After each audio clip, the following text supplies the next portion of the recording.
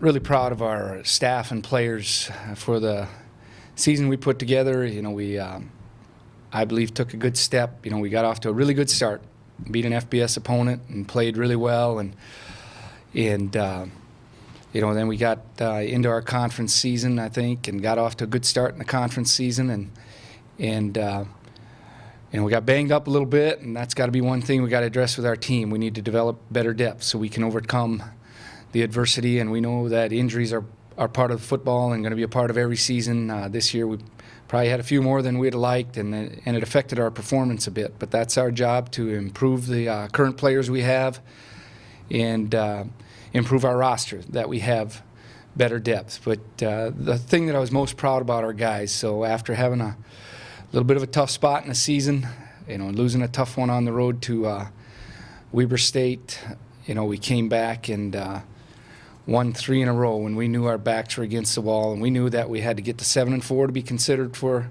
postseason. We beat a very good Montana State team at home, explosive, outscored them. And then our last 2 weeks, I thought we were really playing well on both sides of the ball and on special teams.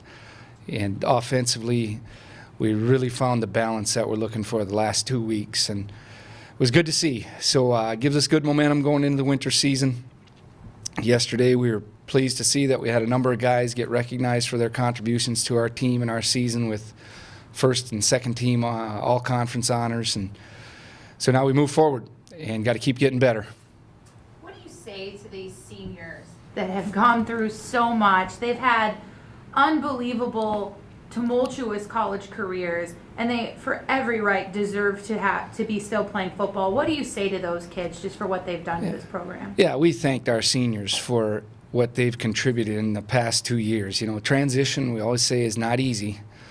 You aren't recruited by the guys that are coaching you, and you're trying to learn a different offense, a different defense, and those guys stuck with us and gave us 2 really good years. I thought their leadership was excellent, and I love those guys, and they're going to be a part of us for a long, long time, and I really think they created a good foundation here for the future of UND football.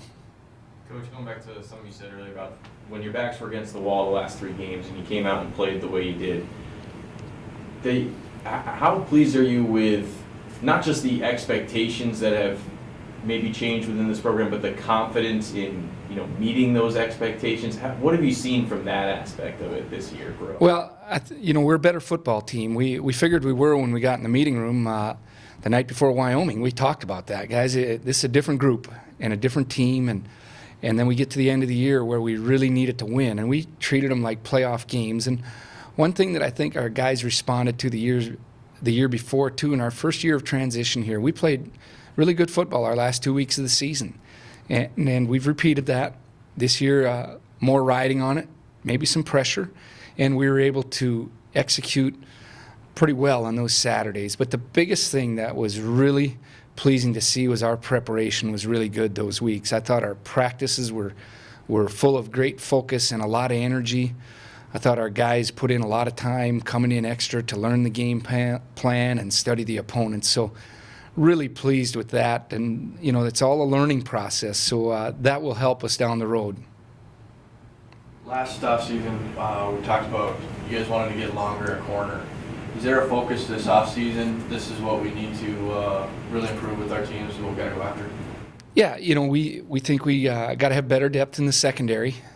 We were unfortunately lost Zach early in the year. We were really pleased with his fall camp and early signs, and then when Cole went down, we were a different team in the secondary, and we got to play better at corner. We know that. We're challenging the current guys in our program. They're both young players, our starting corners, but we've got to really increase our depth there, and we got to raise our performance to another level. The Big Sky is really difficult. You need to be good in the secondary, and I know, we get the rep of not being physical, but our receivers are challenging in our league, and that's not just 1 week. It's week after week. That everybody has good receivers, and we got to get better in the secondary.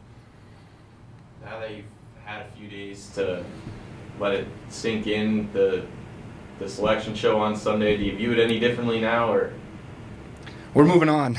That's what we have to do, and made it perfectly clear we were disappointed and didn't understand some things, but that's not going to help us anymore. Right now, we met with our returning team, and Monday we start our workouts in the winter, and we got to get better and finish up the year academically so we get good grades, and then we'll have a break over the holidays, but we're going to come back second semester, and we're going to be driven to take our program to another level. At spring ball here, will it be important for you guys to address the 3 all-conference type kids, I guess, up the middle on the offensive line?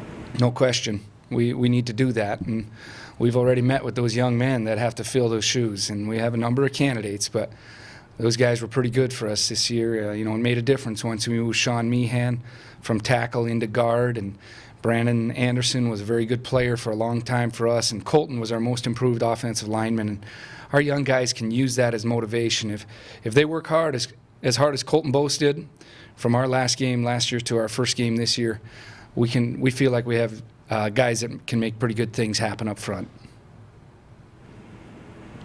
For your first winter with the High Performance Center, do you know how you're going to use it this winter and kind of what your plans are throughout spring? A lot. We're going to use it a lot. Our spring ball will be earlier. We're going to be a little bit different this year. We're going to have some spring ball practices before spring break. We're going to end earlier because we don't have to wait for the weather. We think that'll help us. If we get anybody nicked, they have a longer time to recover before fall camp. We have a longer training session after our spring ball before fall camp. And also it gives us an edge in recruiting. We can get out earlier and get on the road and start working on our 2017 recruiting.